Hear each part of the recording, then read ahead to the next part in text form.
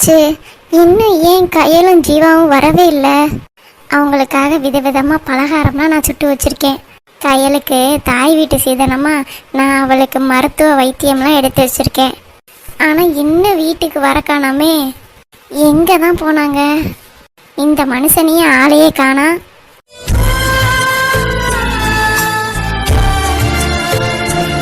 தோ மாமா வந்துட்டாரு. இவ வேற ரெடியா இருக்கா. அவங்க வரமாட்டாங்கன்னு சொன்னா கொஞ்சம் மனசு வருத்தப்படுவாளே, எப்படி சமாளிக்கிறது?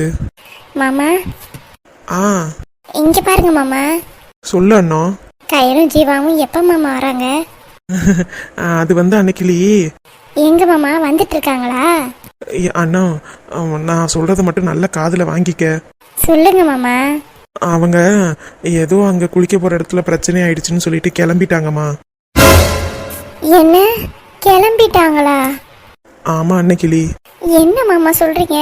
நான் அவங்களுக்காக வடை பஜ்ஜி அப்புறம் கையலுக்கு கொடுக்கறதுக்கு நிறைய வைத்தியம்லாம் எடுத்து வச்சிருந்தேன் மாமா. அதெல்லாம் பரவாயில்ல விடு மாமா, நான் இருக்கேல, நான் சாப்பிட்டுக்கிறேன். ஆமா, உங்களுக்கு தானே டெய்லி வடிச்சு கொட்டுறேன். சரி, அவங்களுக்கு சாப்பிட கூப்பிட்டா ஒரு 8 என்னை பார்க்க கொடுத்துக்க அவங்களுக்கு இது இல்லை. அன்னைக்கிளி, நீ மனசு வருத்தப்படாத. அவங்க வரலான்னு தான் நினைச்சிருக்காங்க. வர வழியில ஏதோ பிரச்சனையா இருக்கவும் சரி எதுக்கு வேணாம் அப்படின்ட்டு அப்படியே கிளம்பிட்டாங்க. நான் பெத்த பொண்ணுங்களா இருந்தா அம்மான்னு நினைச்சு ஒரு 8 பார்த்துட்டு போயிருக்கோம். அவங்களாம் நான் பெத்த பொண்ணு இல்லைல்ல. அன்னைக்கிளி, ஏன் அன்னைக்கிளி அதையே ஆரம்பிக்கிற? பின்ன என்ன மாமா, நான் பாட்டுக்கு செவனேன்னு உளுந்து கிடந்தேன். நீங்க தானே கையில் வரா ஜீவா வரா அது இதுன்னு சொல்லி என்னை வடை பஜ்ஜி எல்லாம் போட சொல்லி இம்புட்டு வேலை வாங்கியிருக்கீங்க. இப்ப என்ன சொல்ல வர? அவங்க வராங்கன்னு சொன்னது குத்தமாயிடுச்சா இல்ல உன்னைய வேலை பார்க்க சொன்னது குத்தமாயிடுச்சா? ஆமா, நான் பேசுறது எல்லாமே உங்களுக்கு குத்தமா தான் தெரியும். நான் என்ன சொல்ல வரேங்கிறதே உங்களுக்கு புரியல. எல்லாம் நல்லா புரியுது அன்னைக்கிளி. உன் மனசை புரிஞ்சுதானே நான் நடந்துக்கிறேன். அதுக்கு இம்புட்டு பெரிய வார்த்தையை கேட்பீங்களா நீங்க என்னைய? நான் என்ன கேட்டேன்? சரி, போற பிள்ளைய எப்போ வருதுங்களோ என்னமோ ஏதோ ஒரு 8 என்னைய பார்த்துட்டு போனா எனக்கும் மனசுக்கு ஆறுதலா இருக்குன்னு தானே நானும் சொன்னேன். அதெல்லாம் இருக்குது அன்னைக்கிளி, இல்லாம இல்ல. ஆனா அவங்களுக்கு ஏதோ பிரச்சனைன்றதுனால தானே கிளம்பியிருக்காங்க. நீ பாட்டுக்கு எதையாவது நினைச்சு மனசை போட்டு உலட்டிக்காத. கண்டிப்பா நம்ம ஜீவாவுக்கு கல்யாணம் நடக்கும். அப்ப நம்ம 2 பேரையும் கூப்பிடுவாங்க. ஆமா ஆமா மனுஷா, நீ வேணா பார்த்துக்கிட்டே இரு. அவங்கெல்லாம் நம்மள மறந்துடுவாங்க. இதோட அவ்வளோதான். ஜீவாவையும் கையிலையும் இனிமே பார்க்கவே முடியாது. இங்க பாரு அன்னைக்கிளி, நீ ஏன் ஒன்று நினைச்சு நீ ஏன் ஒன்று முடிவு பண்ணிக்காத. என்னமோ நம்மளுக்கு சூழ்நிலை அப்படி இருக்குது. இன்னைக்கு பார்க்க வேணான்னு கடவுள் எழுதி வச்சிருக்கானோ என்னமோ. ஆமா ஆமா, என்னைக்கு தான் கடவுள் நல்லதா எழுத போறாரோ என்னமோ தெரியல போங்க. வடையே பஜ்ஜி அது இதுன்னு பலகாரம் அம்புடு செஞ்சு வச்சிருக்கேன். கொண்டு போய் தூக்கி குப்பையில போடுங்க. என்ன அன்னைக்கிளி இப்படி பேசிட்ட? ஒரு காலத்துல சாப்பாடு இல்லாம நம்ம எவ்வளவு கஷ்டப்பட்டிருப்போம். அப்படி இருக்கும்போது நீ கஷ்டப்பட்டு செஞ்சதை போய் தூக்கி குப்பையில போட சொல்ற? பின்ன இம்புட்டு பலகாரத்தையும் எல்லாத்தையும் வச்சுக்கிட்டு நீங்க என்ன பண்ண போறீங்க? நீங்க தின்னுபிட்டு உங்களுக்கு சுகரு பிரஷர் எல்லாம் ஏறுறதுக்கா? அதெல்லாம் ஒன்றும் ஆகாது அன்னைக்கிளி. நான் சாப்பிட போறேன்னு சொல்ல வரல. நம்ம இங்க ஒரு கடையை போட்டு அதை விற்க ஆரம்பிப்போம். நம்மளும் புதுசா ஒரு தொழில் தொடங்கின மாதிரி இருக்கும்ல. நீயும் எந்த ஒரு நினைப்பும் இல்லாம வேலையில கவனத்தை செலுத்துவ. என்ன சொல்ல வரீங்க? எவ்வளோ நாளைக்கு தான் கொள்ளையில போய் விலகையே எடுத்துட்டு வருது? நம்ம இந்த தொழிலையே ஆரம்பிப்போம். கண்டிப்பா ஜீவா கல்யாணத்துக்கு நம்மளை கூப்பிடுவாங்க. நம்ம எதையாவது அவங்களுக்கு செஞ்சு கொடுக்கணும்ல. நம்ம தான் அப்படி நினைச்சுக்கிட்டு இருக்கோம். ஆனா அவங்க அப்படிலாம் நினைக்கவே இல்லை நம்மள. என்ன அன்னைக்கிளி நீ இப்படி இருக்க? அப்படி நினைக்காதவங்களா இருந்தா எதுக்கு ஃபோன் அடிச்சு நாங்க வர முடியல, கண்டிப்பா இன்னொரு நாளைக்கு வரோம்னு சொல்லணும். கண்டிப்பா ஒரு நாள் வருவாங்க. இப்ப நீ அந்த வடை பஜ்ஜியெல்லாம் கொண்டு வா, நான் எப்படி இருக்குன்னு டேஸ்ட் பண்ணி பாக்குறேன்.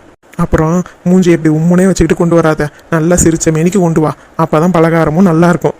அப்பாடா, உன்னைய சிரிக்க வைக்கிறதுக்கு எவ்வளோ பாடுபட வேண்டியதா இருக்கு. இப்பதான் உன் முகம் பார்க்க அம்சமா இருக்கு. சரிங்க மாமா, நான் போய் எடுத்துட்டு வரேன். நீங்க செத்த உட்காருங்க. சரி அண்ணா, நான் போய் சட்டையை கழட்டி வச்சுட்டு வந்துடுறேன். சரிங்க மாமா.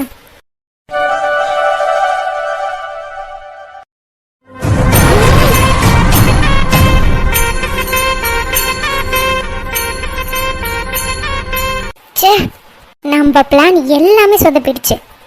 என்ன பண்ணாலும் இவங்களுக்கெல்லாம் ஒன்றும் ஆக மாட்டேங்குது. இப்போ என்னதான் பண்றது? நான் 10வது குறைக்கு ஜீவாவுக்கும் ராஜாவுக்கும் கல்யாணம் வேற பேச போதான் எங்க அக்கா. இப்போ நான் கேட்டேனா கல்யாணம் பண்ணி வைங்கன்னு? பெத்த அம்மாவுக்கு தெரியாது எப்போ கல்யாணம் பண்ணணும் ஏது பண்ணணும்னு. இவ யாரு? என் பையன் விஷயத்துல மூக்க நுழைக்க? இவ எல்லாம் பண்ணுவாளாம், நான் பார்த்துக்கிட்டு சும்மா இருக்கணுமா? என் வாழ்க்கையை கடைசி வரைக்கும் என்னை வாழவே விட மாட்டா போல. சின்ன பிள்ளையில இதை தான் பண்ணா, இப்பயும் இதே தான் பண்றா. எனக்கு என்ன இஷ்டங்கிறது கேட்கறதே கிடையாது. எல்லாம் இவ இஷ்டத்துக்கு தான் ஆடணும். ஓஹோ, உன் மருமக மாசமா இருக்கான்ட்டு நீ சந்தோஷத்துல இருக்க. அது உனக்கு மட்டும்தானே தெரியும். அர்ஜுன்ட்ட இன்னும் சொல்லவே விடலைல்ல. சொல்ல விடாததுக்கு காரணமே நான் தான். அவன் மட்டும் அர்ஜுன் கிட்ட சொல்லிட்டா அவ்வளோதான், அவன் தலையில தூக்கி வச்சு கொண்டாட ஆரம்பிச்சிருவான். அப்புறம் குடும்பமே அப்படியே குதூகலமா ஆயிடுவீங்க. அதை நான் பார்த்துக்கிட்டு இருக்கணுமா? அதை பார்க்க நான் எதுக்கு சிங்கப்பூர்லேருந்து கிளம்பி இங்கே வரணும்? எனக்கு வேற வேலை இல்லை பாரு. நான் இங்கே வந்ததுக்கு காரணமே உன் குடும்பத்தை ஒன்றும் இல்லாமல் ஆக்கிறதுக்காக தான். ஆக்குவேன், கண்டிப்பாக ஒரு நாள் ஆக்குவேன். எல்லாத்துக்கும் சேர்த்து நீ உட்காந்து அழதான் போற. அதை நான் பார்த்து ரசிக்க போறேன். அந்த நாள் ரொம்ப தூரம் கிடையாது. சீக்கிரமா உன்னோட சந்தோஷத்துக்கெல்லாம் நான் ஒரு முற்றுப்புள்ளி வைக்கிறேன். அதுக்கு முன்னாடி எனக்கு சில வேலைகள் தான் இருக்கு, அதை முடிக்கணும். முதல்ல ஜீவா, அப்புறம் கயல், வரிசையா ஒன்று ஒன்றா முடிச்சாதான் உன்னோட சந்தோஷமும் ஒன்று ஒன்றா காண போகும். நீ அலையிறத நான் பார்த்து ரசிக்க வேண்டாம்? இப்பவே உன் கண்ணுக்குள்ளார கிணத்துல தண்ணியை ஊற்றி வச்சுக்கோ. இனிமேட்டு உனக்கு அழுக மட்டும்தான் நிரந்தரமா இருக்க போகுதுக்கா.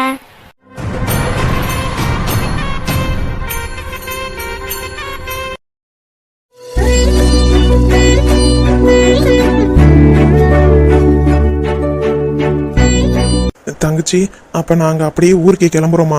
ஏனே, ஒரு நாள் எங்க வீட்டில் இருந்துட்டு போலாம்ல? இல்லம்மா, அங்க அப்படியே வேலையை விட்டுட்டு வந்துட்டோம்.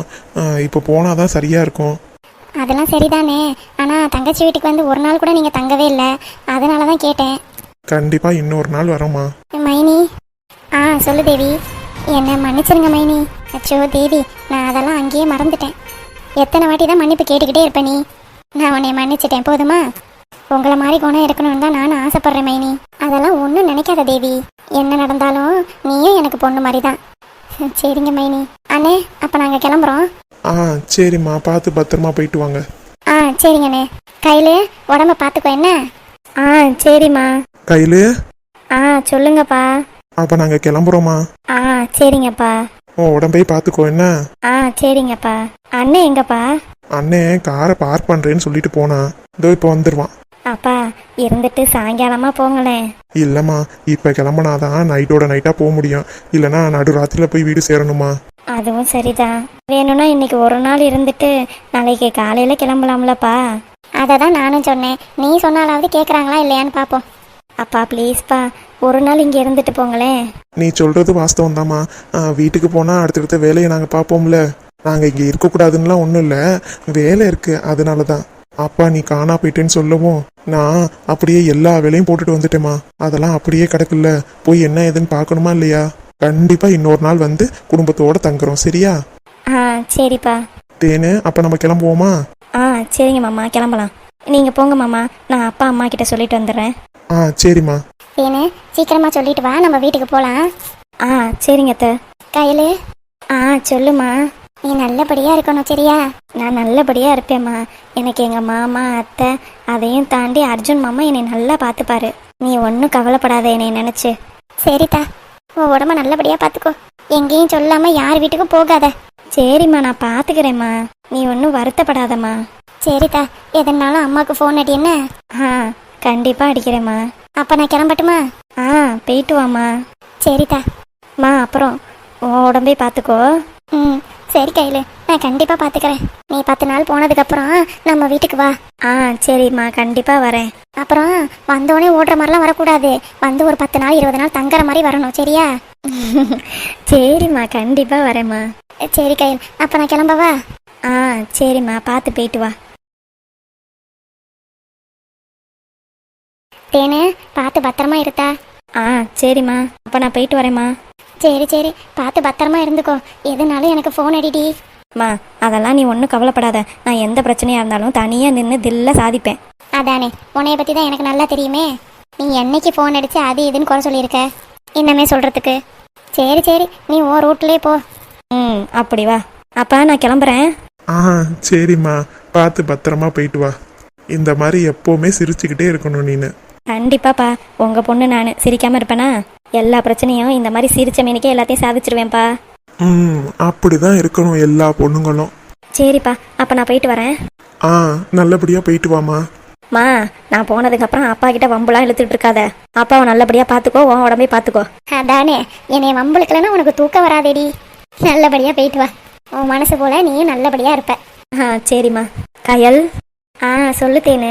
நான் ஏதாவது தப்பா பேசியிருந்தா என்னை மன்னிச்சிரு கயல். சே, நீ என் தங்கச்சி மாதிரிடி. என்னைக்கு நான் உன்னைய தப்பா நினைச்சிருக்கேன் சொல்லு? நீயும் நல்லா சந்தோஷமா இருக்கணும். எங்க அம்மாட்ட நான் சொல்லி வச்சிருக்கேன், இனிமேட்டு உன்னை எந்த வம்பு தும்புக்கும் இழுக்க மாட்டாங்க. அதெல்லாம் விடு கயல், பாத்துக்கலாம். நம்ம அத்தை தானே. சரி, அப்ப நீயும் உன் உடம்ப பாத்துக்கோ என்ன? சரி தேனு. அப்ப நான் போயிட்டு வரேன். போயிட்டு வா தேனு. கயல், அண்ணே. அப்ப நான் கிளம்பட்டுமா? சரிண்ணே. அத்தை, அப்ப நாங்க கிளம்புறோம். பார்த்து பத்திரமா போயிட்டு வாங்க தம்பி. என் பொண்ணை நல்லபடியா பாத்துக்கங்க. உங்க பையன் அளவுக்கு இல்லைனாலும் ஓரளவு நான் பாத்துக்குவேன், வருத்தப்படாதீங்க. சரிங்க அத்தை, உங்க பையன் அளவுக்கு இல்லைனாலும் ஏதோ ஓரளவுக்கு பாத்துக்குவேன்னு வச்சுக்கோங்களேன். சரிங்க மாப்பிள்ள, அப்ப பார்த்து போயிட்டு வாங்க. சரிங்க மாமா.